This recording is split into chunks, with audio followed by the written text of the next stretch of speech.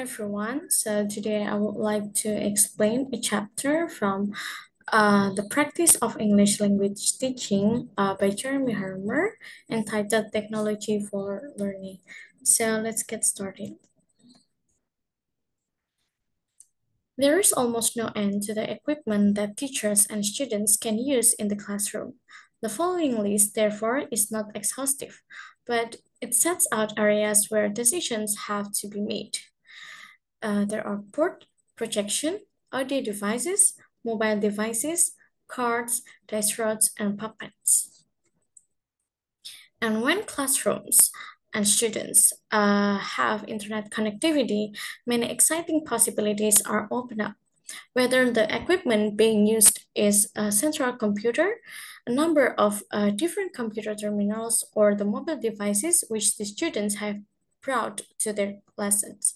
Through internet connection, we can access many things to encourage learning activity, such as video communication, apps and websites, virtual worlds, gaming, data analytics, and adaptive learning.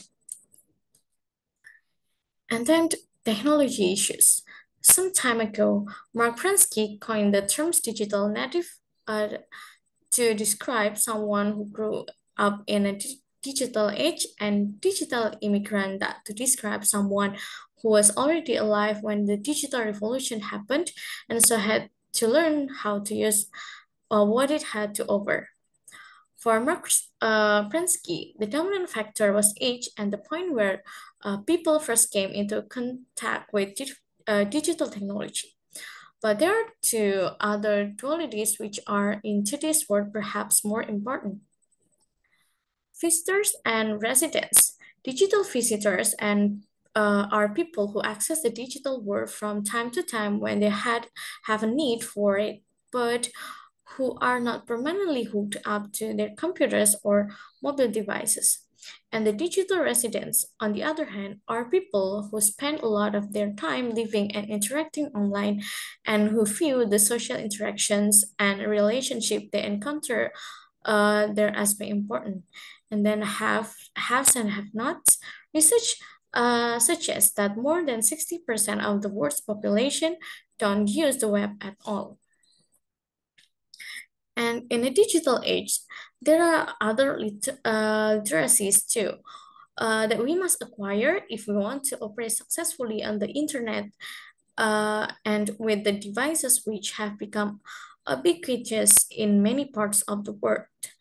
Making sure that the students were able to deal with these literacies was a crucial element in the success of the project. Other digital literacies have also been proposed. See, for example, Hockley and Dutney, this include understanding how blogs are written and structure and what sort of language is appropriate for a blog. And then using hypertext. And then filtering out unnecessary information in order to focus on what is important. And then knowing how to combine and mix different media. And also knowing about online privacy and safety. And we need to try to think rationally and constructively about buying or using new classroom equipment of any kind. And the following 6 questions highlight some of the consideration that should apply. These questions are relevant not just to new technology of the course, but also to any new methodology, procedure, course books, or program that is offered to a teacher. Question number 1, what is the pedigree? We need to know where a new idea or piece of equipment comes from. And then question number 2, who benefits? If we adopt with new methodological procedure or buy this new computer or IWB, who will be beneficiary of our investment? If we can be sure that our students will benefit, then it may be worth using and buying it. And then question number 3, why is this the best way to do this? The really big question we have to ask to ourselves is whether the thing we are considering has a justifiable claim to be something special. And then question number 4, does it pass the TA test? T stands for training. unless teacher and students are given training opportunities to try out the new thing. Its introduction and use in the classroom which sometimes fail. And A stands for the whole area of equipment. We need to be sure that the new procedure or hardware, for example, is properly supported technologically. And then finally, A stands for access. If we have to take the students down a long corridor to a computer room that has to be hooked there 3 weeks in advance, then the whole idea becomes significantly less attractive. And then question number 5, what's the Tito ratio? T2 stands for time in, time out. We have to ensure that the time spent setting up the equipment we are going to use or getting students to access a website or an app on their smartphone or tablets is in proportion to the time the students spend benefiting from the activity. And then the last question is, how can I make it work? We might go further and say that teachers do their students a greater service by embracing the changing and exciting world that they live in. A failure to do so many denies their students the best kind of learning experiences. And then in this section, we will look at the sum of the areas where technology can be useful. Most of these categories apply to non-digital work too. First is showing things. We can show things using a variety of resources, ranging from the humble Blackboard to presentation software such as PowerPoint, Keynote, and Prezi. And then sharing things and collaborating. We often encourage our students to work together because we believe that such cooperation promotes successful language learning. And then watching and listening. With video channels like YouTube and Vimeo and any numbers of audio sites, there is almost no limit to what students can find on the internet. And then practicing things. Practice can take the form of cyber homework, and student can also go online to access additional reading or to take tests.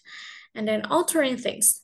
The digital world has greatly expanded the students' potential for authorship.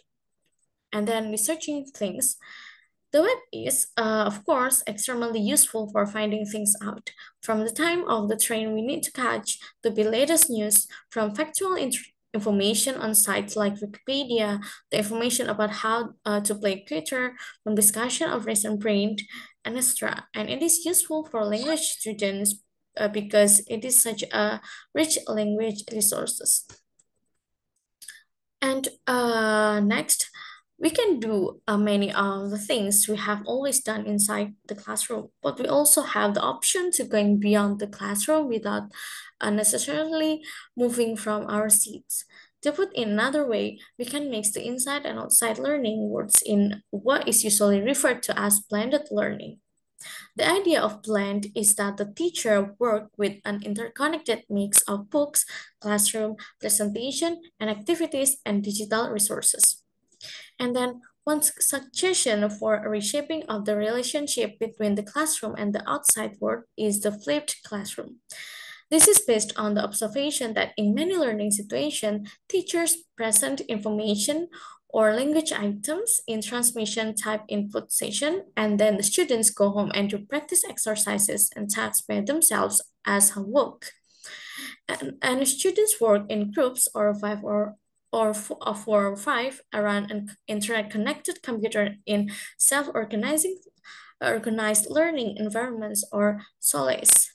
They try to find the answer to big questions such as do we have a soul? And they do this collaboratively without instruction.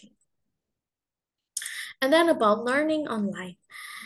They have a number of options for this, uh, ranging from private lessons using Skype to one of the many online internet courses.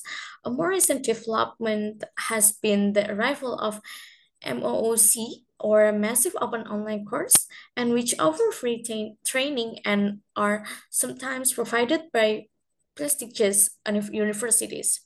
We should also mention the growth of webinars, online talks, or seminars which can be attended in real time by anyone, anywhere in the world.